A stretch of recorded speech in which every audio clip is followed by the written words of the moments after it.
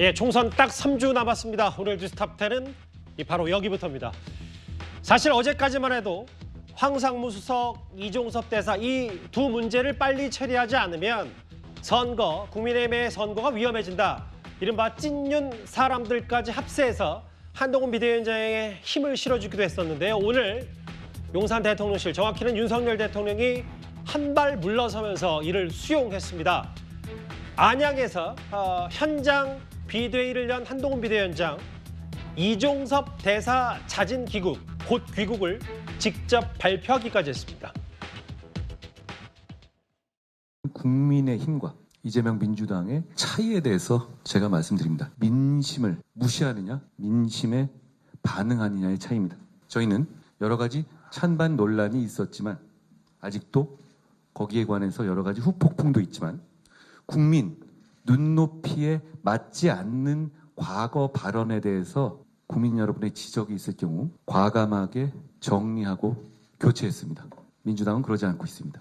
황상무 수석 오늘 사퇴했고 이종섭 호주 대사 곧 귀국합니다. 저희는 20여일 앞둔 총선을 앞에 두고 절실하게 민심에 반응할 겁니다. 더불어민주당은 그러지 않고 있습니다. 이 점을 기억해 달라는 말씀드립니다. 고맙습니다. 여러분, 최근에 있었던 실망하셨던 분들이 많으셨던 황상무 수석 문제라든가 이종섭 대사 문제, 저희가 결국 오늘 다 해결됐다는 말씀을 드립니다. 우리가 반드시 그분들이 뭘 잘못했다 이런 말씀을 드리는 문제가 아닙니다. 지금은 선거를 앞에 두고 국민 여러분의 민심에 더욱 귀를 기울이고 더욱 겸손한 자세를 보이는 것만이 우리의 책임을 다하는 것이기 때문입니다. 맞아요. 우리가 민심에 순응하려는 정치를 한다는 점을 오늘 반드시 기억해 주십시오. 오늘 다 해결이 됐다는 현장 얘기까지 지금부터 얘기 만나보겠습니다. 최병우 의원님, 네. 황상무 수석 사퇴했고 이종섭 호주 대사 곧 귀국한다, 자진 귀국한다. 일단 먼저 크게 한번 보면 윤 대통령이 한동훈 비대위원장의 요청을 한 발 물러서면서 수용한 모양새가 됐으면 이제 선거의 주도권은 정확히 한동훈 비대위원장이 만약 다 쥐고 있다 이렇게 받아들이면 되겠습니까? 정확하게 표현하면 저는 뭐 주도권의 문제는 아니라고 봅니다. 예. 이거는 이제 그 한동훈 비대위원장이 사실은 민심에서 이런 걸 요구하고 있다라는 걸 종합해서 이제 용산 대통령실을 향해서 요구를 한 거고요. 예. 그게 왜 그러냐면 그 전에 그 뭐 여론조사 결과나 이런 걸 통해서 국민의힘이 급격하게 특히 수도권에서 여론조사가 좋지 않은 방향으로 흘러가고 있다는 그런 흐름에 대해서는 다 확인이 됐잖아요. 그렇기 때문에 한동훈 비대위원장이 얘기하는 건 이걸 계기로 해서 내가 용산 대통령실과 주도권 다툼에서 뭔가 승기를 잡아야 되겠다.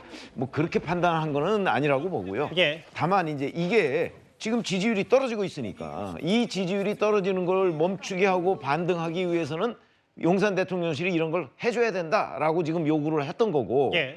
어제까지만 해도 전혀 그런 기류가 없던 대통령실에서 그러게요. 이제 밤사이에 뭐 무슨 일이 있었는지는 뭐 현장 기자들이 좀 취재를 해봐야 되겠지만 예. 오늘 그 7시도 되기 전에 황상무 수석의 사의를 수용했다 하는 게 이제 문자 메시지로 그 발표가 됐고요.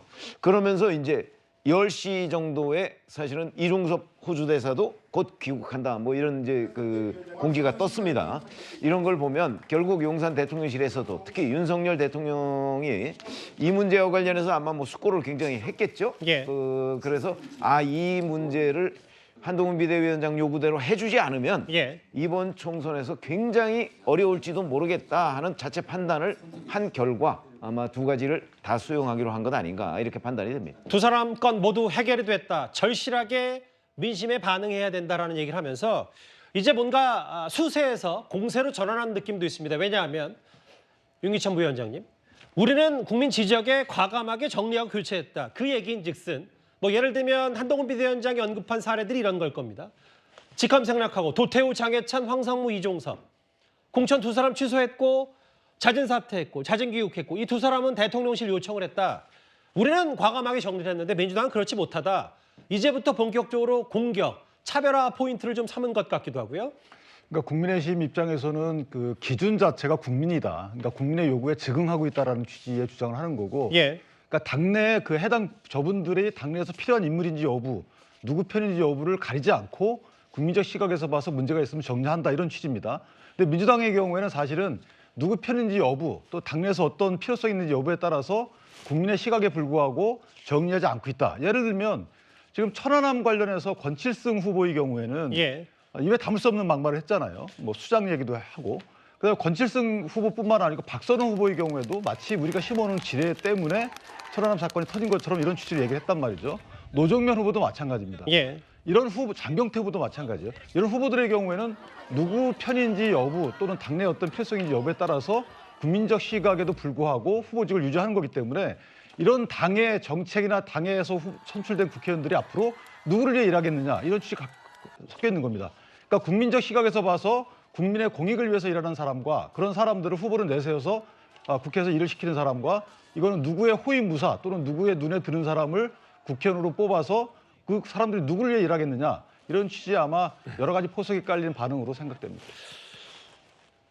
우리는 민심에 반응했고 즉각적으로 반응했다. 물론 뭐 여긴 대통령실 요청은 시간이 좀 며칠 걸리긴 했지만 우리는 과감히 정리했는데 민주당은 뭐냐. 그런 걸 좀 국민들에게 감안해달라는 목소리를 한동훈 비대위원장이 오늘 했거든요. 한 위원장이 어제요. 사실 공천자 대회에서 서서 죽겠다는 각오로 절실하게 드릴 겁니다. 이번 총선에서 패하면 역사적 죄인이 된다고까지 강조했었는데 오늘 이런 말까지 덧붙였습니다. 이번에 지면 이번 윤석열 정부는 집권하고 뜻 한번 펼쳐 보지 못하고 끝나게 될 겁니다. 종북 세력이 이 나라의 진정한 주류를 장악하게 되는 선거가 될 겁니다. 22일 동안 남은 기간 동안 죽어도 서서 죽겠다는 자세로 뛰겠습니다. 당정 갈등 2라운드라는 평가에 대해서 한 말씀 부탁드립니다. 총선을 20일 남겨놓고 국민의힘과 윤석열 정부는 운명 공동체입니다. 그렇게 해야 주하는 이재명 사당과 흥진당 종북 세력의 이 나라의 주류를 차지하는 것을 막을 수 있습니다. 저는 그것만 생각합니다. 대통령님 만나실 계획 있으세요? 국민의힘의 질의멸렬함이 조국 신당을 찍는데 유권자분들이 찍는데 아무런 거침이 없게 만들었다. 남은 21일 동안 좀 본격적으로 조국 전 장관의 범죄상 낱낱이 밝히면서 저도 심기일전할 생각입니다. 소정석 국장님께 이걸 여쭤볼게요. 왜냐하면 이번에 지면 윤석열 정부는 뜻 한번 펼쳐보지 못하게 된다. 어제 사실상 용산을 압박한 거 아니냐는 취지의 한동훈 비대위원장의 일성. 오늘은 여당과 윤석열 정부는 운명 공동체다라는 얘기를 덧붙였기 때문에 대통령실 입장, 대통령실의 생각도 한번 짚어봐야 될게요. 다음 화면을 보겠습니다. 왜냐하면 사실은 일부 보도에 따르면 대통령실 참모 수석들이 적극적으로 대통령에게 좀 쓴소리 혹은 의견 개진을 했다는 얘기도 좀 들려왔고 아주 이례적이었어요. 황상무 수석의 사표 수리 오전 6시 50분쯤 수리가 됐기 때문에 대통령실도 뭔가 한 발 물러서 모양새 대통령실에서 도대체 무슨 일이 있었다고 봐야 되는 겁니까? 뭐 엄청난 내부에서의 여러 가지 뭐랄까요? 이 논쟁이 좀 있었다 이렇게 좀 봐야 될 것 같습니다. 이 상황 자체가 간단한 상황이 아니죠. 지금도 사실은 빠른 결정이 아니었습니다. 어느 정도 지금 타이밍을 약간 놓쳐서 가고 있는 흐름이었기 때문에 아마 6시 50분에 사표를 수리했다라고 하는 것도 저 시간 자체가 저 이렇게 이른 시간에 사표를 수리했다는 것은 그만큼 어쨌든 사안 자체를 단 1분 1초라도 빨리 이것을 처리하는 것이 좋다라는 급박한 상황에서 판단을 했다라고 볼 수 있는 것이죠. 그동안에 사실 대통령실을 향해서 이게 뭐 국민의힘만이 아니라 뭐 야권은 당연한 것이고 국민의힘 내에서도 이른바 친윤 세력이라고 불리는 그러한 인물들도 대통령에게 이 문제를 빨리 해결을 해야 된다.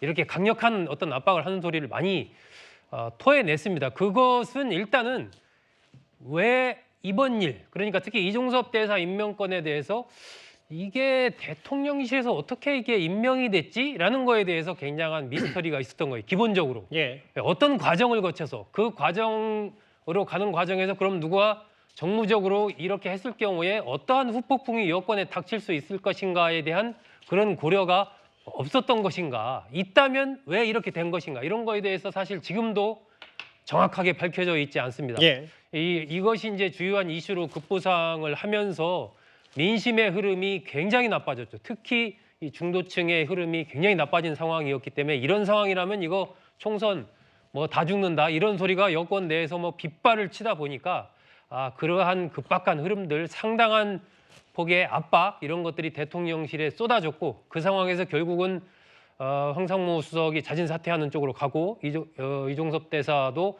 자진 귀국을 하는 쪽으로 좀 밤사이에 급박하게 정리될 수밖에 없을 정도로 그 정도의 여권 내부에서의 위기감과 압력이 상당했던 것 아닌가 이렇게 좀 판단이 됩니다. 최병묵 의원의 전망을 좀 듣고 싶은 이유가 뭐냐면 일단 어제 윤석열 정부 뜻 한번 펼쳐보지 못하고 된다 선거 치면 압박을 한 셈이고 대통령실이 이걸 수용하고 받아들여서 물러선 셈이 됐잖아요. 그렇죠. 그럼 이렇게 어쨌든 부딪혀서 한동훈 비대위원장이 표면적으로 관철시켰다. 그러면 선거에 뭐 이른바 V자 바닥을 쳐서 뭔가 국민의힘 수도권 민심의 반등의 계기가 될 수는 있는 겁니까?